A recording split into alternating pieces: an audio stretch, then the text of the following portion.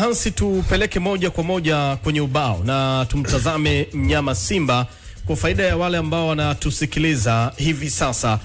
Fadlu jana aliingia na mfumo wa namna gani na ulikuwa unafanya kazi kivipi uwanjani? Kwa kiasi kikubwa alifanikiwa kuadhibiti bekani. Fadlu simdai chochote kwa jana. Naam. Kama coach alifanya homework yake vizuri. Plan yake, setup, kila kitu kilikuwa on point. Credit kwake kiukweli. Sometimes unapoteza mechi ya mpira wa miguu au unakosa matokeo ambayo unayataka, una appreciate quality na mazingira yaliyotokea. Lakini kimsingi ni kwamba Fadlu jana alikuwa na setup nzuri sana. Haukubadilika mfumo wa Simba, isipokuwa utumikaji wa baadhi ya wachezaji jana ndo ulibadilika, na kuanzia kwenye phase ya tatu, achana na phase ya pili, kuanzia kwenye phase ya tatu ndo kulikuwa kuna mabadiliko kidogo kwa jinsi ambavyo tumezoea Simba ambavyo imekuwa inacheza. Kwa maana ya Simba mfumo wao ulibaki ule ule, 4-2-3-1 wakiwa wanatoka nyuma. Lakini zaidi na zaidi jana tulikuwa tunaona Zimbo anafunga safari, Kapombe naye anafunga safari kwenda mbele zaidi, and then nyuma wanabaki ma center back wawili, Shamo Karabo na Shemalon. Lakini mbele yao kuna namba 6 wawili, Kagoma na Fabrice Goma, ambao hawa walikuwa wana jukumu moja. Mpira ukitoka kwenye phase ya kwanza ambao ni progression, ukifika kwenye phase ya pili, Kagoma na Ngoma walikuwa wanapewa uhuru wa kupiga pasi ndefu, kwa sababu mwalimu wa Simba alihisi Berkane kuna muda wanafanya high defensive line.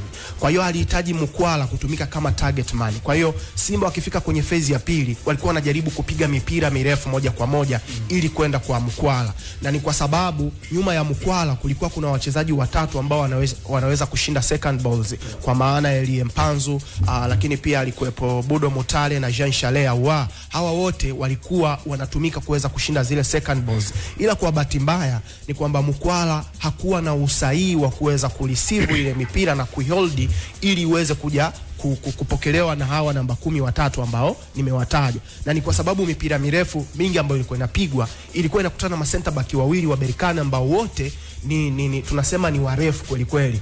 Ukimtazama Dayo ni dominant ya yani kila mpira mrefu ambao ulikuwa unapigwa Dayo alikuwa wa kwanza kuweza kuwini. Lakini ukimtazama Taifu naye ni center back ambaye ana experience, amecheza Malaga, ni mrefu kweli kweli hewani. Kwa hiyo Mkwala akawa anapata shida sana kwenye hii mipira mirefu.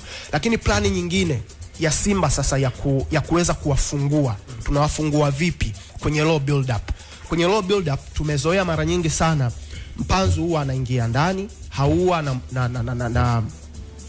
na Mutale wanatengeneza idadi ya namba 10 watatu. Lakini jana kilichotokea, mwalimu hapa alihitaji kumfanya Mpanzu kuwa mchezaji free. Awe free kabisa, hana role maalum. Na ni kwa sababu gani? Mpanzu ni dribbler, ni ball to fit, ni mtu ambaye anaweza kuspeed up mchezo, anaweza kupokea mpira eneo lolote akatani kisha akaanza kutembea. Kwa hiyo mwalimu alihitaji kumfanya kuwa free. Sasa tunafanya nini?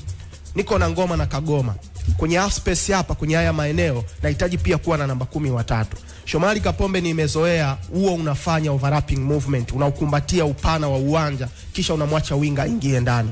Lakini jana muda mwingi mwalimu alikuwa anamtaka Shomari Kapombe kufanya underlapping movements, yani sio mikimbio ya kukimbilia pembeni, badala yake anaingia ndani kuwa kama namba 10 na Mpanzu anakuja kuombea mipira kwenye haya maeneo ya chini na kwenda pembeni kisha kuingia ndani zaidi. Kwa hiyo alimtengenezea mazingira ya kuwa free zaidi. Na kitendo cha Kapombe kuingia ndani alikuwa anakwenda kumhala Taifu, huyu center back wa Berkane. Kwa hiyo Mpanzu akikokota mpira ana uwezo wa kuingia akiwa na room kubwa sana mpaka kwenye box. Tazama goli ambalo Simba walilifunga. Mpanzu amereceive mpira, ametembea umbali mrefu, na ni kwa sababu Taifu alikuwa under pressure. Akachagua akapiga cross ambayo Mkwala alikosa, and then Mutale alikuwa amefanya movement back post, akaenda kuifikia, akafunga pale pale near post. Kwa hiyo plani ya kwanza ya kumfanya Mpanzu kuwa free uwanjani ililipa jana. Credit unaweka tiki hapo kwa kocha Fadlu. Plani ya pili ni nini? Pale ambapo tunapoteza mpira, tunajua mara nyingi Berkane wanacheza kwenye 4-1-4-1. Utamkuta Kamara anasimama mbele ya center back wawili Taifu, lakini pia Dayo hapa kwenye hili eneo. Sasa Kamara tulikuwa tunazungumza kwamba huyu ndo mchezaji ambaye ana dictate tempo ya Berkane, anaamua wacheze vipi kwa sababu ni pasa. Sasa Simba wakipoteza mpira walikuwa wanakaba kwenye 4-4-2. Lakini 4-4-2 yake ilikuwa vipi? hapa winga alikuwa ana drop, anakuja hapa, lakini pia Jean Charles Ahoua naye ana drop. Mutale na Mkwala ndo wanaanzisha mstari wa kwanza wa ulinzi.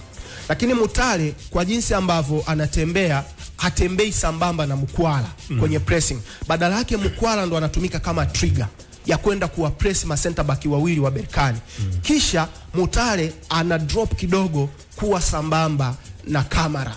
Ndio maana muda mwingi sana ukiona Kamara alipo ulikuwa unamuona Mutale. Kwa sababu Mutale kimo chake ni mfupi lakini ana energy. Muda mwingi sana Mutale alikuwa na Kamara. Na kwa sababu Fadu hakutaka kumpa muda wa kutosha Kamara achezee mpira. Kwa sababu ukimpa mpira muda mrefu ana uwezo wa kuchagua aweke wapi pasi na mkajikuta kwenye hatari. Kwa plani ya pili ya coach Fadu ni kwamba Kamara sihitaji kumpa uhuru. Nafanya vipi wakati huo unahitaji kupress? Mkwara wewe ni pressing machine. Nenda kawaharas ma center back wa Berkane. Kisha wewe Mutale utadrop kidogo kuja kutembea na huyu namba 6 Kamara, unamaki kweli kweli.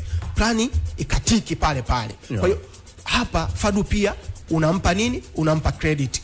And then tunajua Berkane wanamtegemea zaidi Osama. Mwalimu alimwambia Shamo Karabo, huyo Osama unamuweza. Naomba usimame naye.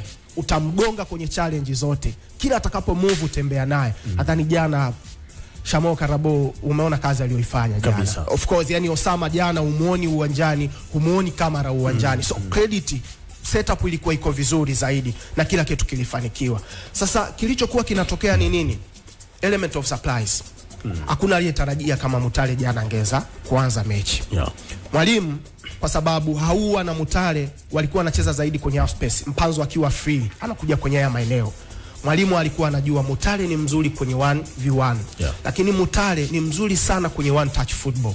Yani akipokea anaachia, anafungua anaachia, creativity zake. Mwalimu alikuwa anahitaji zaidi kushambulia hizi half space. Na ni kwa sababu katikati ya fullback na center back kuna nafasi. Katikati ya center back na center back kuna nafasi. Kwa hiyo hii nafasi ya center back na center back Mkwala ataishambulia. Lakini hii half space ya kushoto hii nahitaji Mutale muda wote uishambulie. Ndio maana jana goli alilofunga amepitia haya maeneo kwenda kuwahi back post akafunga.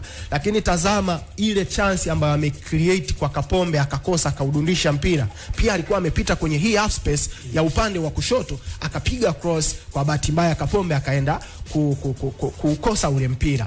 Kwa upande wa Berkane jana nadhani ishu kubwa sana ambayo ilikuwa inafanyika ni tuliona hati ya kiulinzi zaidi. Kwanza kitu cha kwanza walihitaji slow tempo ya mchezo. Kwa sababu Simba wanahitaji kucheza kwa kasi kweli kweli. Na hususa wakiwa nyumbani. Waarabu hawawezi hayo mazingira wakiwa away. Kwa muda mwingi sana wakipata mpira walikuwa wanajaribu kupiga pasi fupi fupi. Yani unaona kabisa wana slow tempo ya mchezo, wana slow.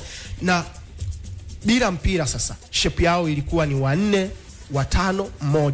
Unamuona Osama anabaki, timu ikiwa imepoteza mpira anabaki anatengeneza mstari wa kwanza wa kiulinzi. Lakini unamuona Riai huyu winga, lakini unamwangalia Mehiri, Rabiri, Kairi na Kamara, wote wana drop kwenye mstari wa pili, wanatengeneza mstari wa viungo watano. Kwa hiyo walikuwa wanalinda 4, 5, 1. Lakini bado tukiri kwamba Simba waliwapa changamoto kabla ya kupata red card. Na nadhani baada ya red card dakika ya 50 kila kitu kilikwenda kubadilika. Kila kitu kilienda kubadilika. Yani mwelekeo wa mchezo ulienda kubadilika kwa sababu tayari mmepunguzwa, mko 10 uwanjani, kuna shimo kubwa sana. Mwalimu Fadu akawa anamtaka Jean Charles Ahoua kudrop kuja kuungana na Ngoma kutengeneza idadi ya namba 6 wawili. Kisha Mutale anabaki in between kama namba 10 peke yake. Kitu ambacho kilikuwa kinawapa kazi nyepesi sana Berkane kuweza kuokoa, kwa sababu katikati kuna mtu alikuwa ameondoka ambaye pia ana uwezo wa kuleta madhara makubwa sana. Sawa. Tumewatazama Simba jinsi walivyoingia. Hans ameelezea vizuri kweli kweli. Crown Media. Hapa ni nyumbani.